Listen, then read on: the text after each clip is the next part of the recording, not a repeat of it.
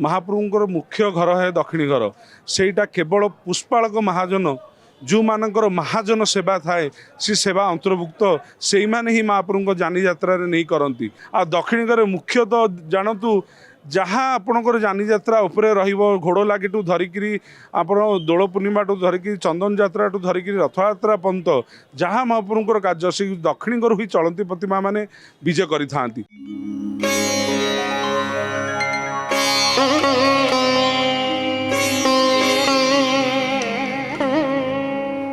महाप्रभु बड़देल भितर एमती गोटे मंदिर अच्छी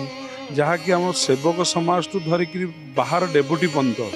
आपड़ जानी थे गोटे ना अच्छी मंदिर भितर दक्षिण घर से विषय कहीं जानती दक्षिण घर कौन कहले कहीं बुझीपारती किंतु से दक्षिण घर महात्म बहुत अधिका महाप्रभुंकर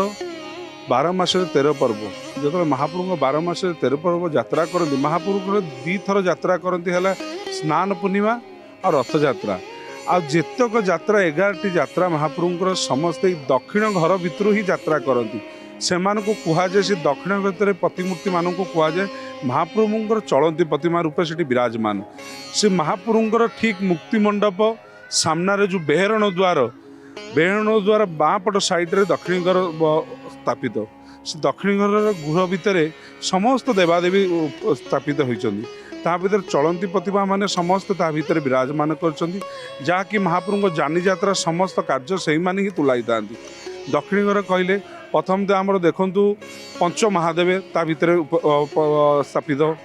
पंचु महादेव पंच यात्रा जो हुए आमर चंदन यात्रा हुए पंचु महादेव ता भीतर अच्छा नृसिंह जन्म नृसिंह अच्छा दोल यात्रा दोल गोविंद अच्छा रामकृष्ण जो पानिकी जाती चंदन यात्रा करने को हंसबधरे जाती रामकृष्ण अच्छा तापर महाप्रभु चलती प्रतिमा रूपे मदन मोहन स्थापित अच्छा महाप्रभुर अमास्या नारायण मूर्ति ता भीतर अच्छा समस्त देवादेवी ता भीतर स्थापित अच्छा किंतु ता भीतर मुख्य है महाप्रभु चलती प्रतिमा मदन मोहन नृसिंह ठाकुर सी है समस्त कार्य समस्त ये से ही बाहर को बाहर की यात्रा बेसी करता समस्त कार्य मदन मोहन को कार्य संपूर्ण भाव बड़ थाए महाप्रभु चलती प्रतिमा होकरी से सबू कार्य तुले था आपड़ देखु फास्ट प्रथम तो बाहर दोल यात्रा महाप्रभु को दोल गोविंद महाप्रभु लक्ष्मी सरस्वती को धरी यात्रा करती दोल बेदी तापर आमर आसी जाए चंदन यात्रा महाप्रभु रामकृष्ण लक्ष्मी सरस्वती धरी यात्रा करती तापर आमर आसी जाए नृसिंह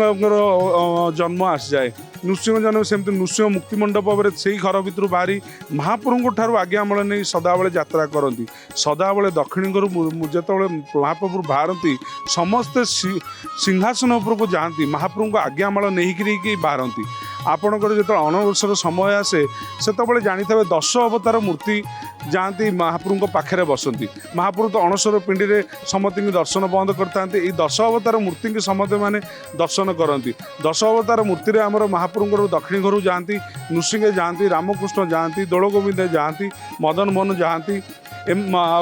समस्ते महाप्रभु पाखे लक्ष्मी सरस्वती से विराजमान करती ही 10 अवतार मूर्ति कहुए अणसर भितर 10 अवतार मूर्ति से ही पूजा पाती से ही अन्नभोग खाती महाप्रभु को केवल अणसर समय महाप्रभु को पणा भोग कर जाए किंतु ये 10 मूर्ति जो चलती प्रतिमा दक्षिणी घर जाती से ही महाप्रभु को अन्नभोग पाती आउ दक्षिणी घर कहले महाप्रभुंर मुख्य घर है दक्षिणी घर सेटा केवल पुष्पालक महाजन जो मानकर महाजन सेवा थाए सी सेवा अंतर्भुक्त से ही महाप्रभु जानी यात्रा नहीं करती आमर मो हिसाब से जगन्नाथ मंदिर रे आम सेवा दी कुड़िया सेवार विभक्त करा जायछि गोटे है पुष्पालक सेवक गोटे तापर है महाजन सेवक समस्ते किछि घर आम महाजन सेवक जी महाप्रभु चलती प्रतिमा दक्षिणी घर सेवा थाए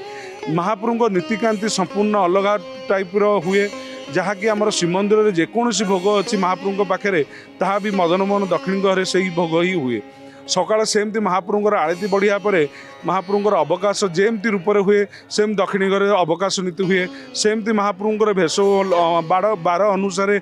वस्त्र परिधान करती सेमती माଳ फूल नगंती सेमती बल्लभसारे तापर महाप्रभुर दीपर धूप सैला महाप्रभुଙ୍କର ଯେମିତି ଆମର ମୁରୁଜ ପଡ଼ିକିରି ଆସ୍ଥାନ ପଡ଼ିଆରେ ଭୋଗ ଡାକି କାର୍ଯ୍ୟ ହୁଏ ସେମିତି ଦକ୍ଷିଣୀ ଘରେ ସେମିତି ବ୍ୟବସ୍ଥା ଅଛି। ଦକ୍ଷିଣୀ ଘରେ ଥାଳି ପଡ଼ି ଭୋଗ ହୁଏ, ପୂଜା ପଣ୍ଡା ମାନେ ଭୋଗ ସାରନ୍ତି ସମସ୍ତ ଚଳନ୍ତି ପତିଆମାନଙ୍କୁ। ଆଉ ଭୋଗ ସରିଲା ପରେ ଦ୍ୱିପହର ଧୂପରେ ଭୋଗ ସରିଲା ପରେ ବାହାର ଦେଉଳି ଭୋଗ ଆପଣ ଗୋଟେ ଜାଣିଥିବେ ଶ୍ରୀମନ୍ଦିରରେ କ'ଣ ହେଇଛି ନା ଭଣ୍ଡ ସରିଛି, ବାହାର ଦେଉଳି ସରିନି। ବାହାର ଦେଉଳି ମିନିଂସ ଅର୍ଥ ମହାପ୍ରଭୁଙ୍କ ଦକ୍ଷିଣ ଘରେ ସେଇ ଭୋଗଟା ହୁଏ। ସେଇ ଭୋଗଟା ସରିଲା ପରେ ଯାଇ ମହାପ୍ରଭୁଙ୍କର ସମସ୍ତ କାର୍ଯ୍ୟ ସନ୍ଧ୍ୟା ଆଳତୀର କାର୍ଯ୍ୟ ଆରମ୍ଭ ହୁଏ। ତେଣୁ ମହାପ୍ରଭୁଙ୍କର ଯାହା ଯାତ୍ରା ଯାହା ଭୋଗ ନୀତିକାନ୍ତି ତାହା ସମ୍ପୂର୍ଣ୍ଣ ଭାବେ ଦକ୍ଷିଣୀ ଘରେ ଜଡ଼ିତ। ଆଉ ଦକ୍ଷିଣୀ ଘରେ ମୁଖ୍ୟତଃ ଜାଣନ୍ତୁ ଯାହା ଆପଣଙ୍କର ଯାନିଯାତ୍ରା ଉପରେ ରହିବ, ଘୋଡ଼ ଲାଗିଠୁ ଧରିକିରି ଆପଣ ଦୋଳ ପୂର୍ଣ୍ଣିମାଠୁ ଧରିକି ଚନ୍ଦନ ଯାତ୍ରାଠୁ ଧରିକିରି ରଥଯାତ୍ରା ପର୍ଯ୍ୟନ୍ତ